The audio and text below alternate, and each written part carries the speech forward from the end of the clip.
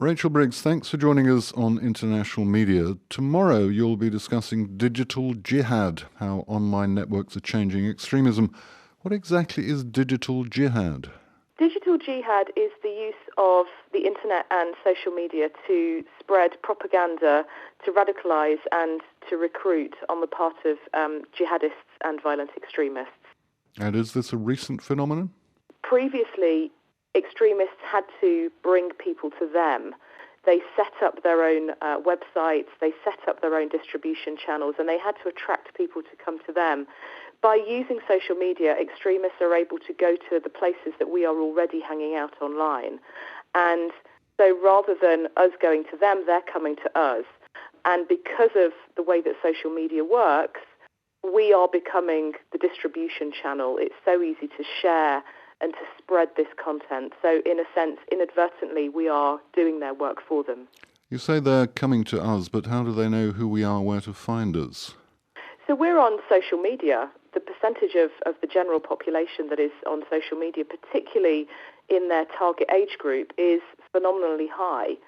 So whereas we used to worry about our young people going to bookshops, going to mosques, going to certain places where extremists might be hanging out, our young people are hanging out on Facebook. They are hanging out on Twitter.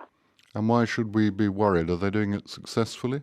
Well, actually, ISIS, I think, are offering as a masterclass in how to use this technology. They are producing incredibly high-quality videos and images that may be abhorrent and disgusting to us, but are actually incredibly well-produced. And they know that to appeal to young people, you appeal to the head through the heart. They are producing emotionally engaging, exciting, dramatic content that draws young people in. And we can't shield them from all of that. And so we need to work hard to win back the hearts and minds of our young people just as aggressively as the extremists are. Now, I assume efforts are underway to contain this. What can you tell us about that? The first and the most obvious is to take it down whenever we come across it.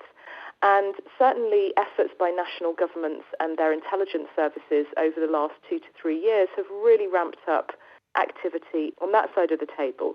The problem that we have is that the scale of the content that is being produced and the fact that it can be distributed simultaneously across multiple platforms means that we're constantly playing catch-up. And of course, extremists are very adept at understanding how to stay just on the right side of the law.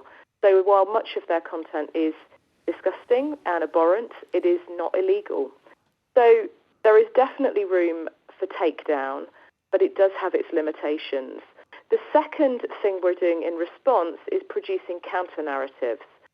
In other words, content that is designed to fight for the hearts and minds of our young people through offering them an alternative vision. What I would say is that while organisations such as mine are busy doing that stuff, most of the focus on counter-narrative has been about talking about it. And I think that it's high time that governments around the world invested seriously in counter-narrative efforts. The technology is available. Extremists know how to use it. Is this problem actually solvable? I think it is. I mean, for a number of reasons. The first is that we've got scale on their side and they don't. They are in the minority. There are a lot more of us than there are of them. So we wouldn't have to mobilise a very large proportion of us to be able to outpace them. But of course, there's a motivation problem. Extremists are very dedicated to their cause. And I think overall, we as Western societies are not properly dedicated to this problem. So we're not taking it as seriously as we should do. I should also say that the technology companies could do more. They have put in place very, very small-scale efforts to date.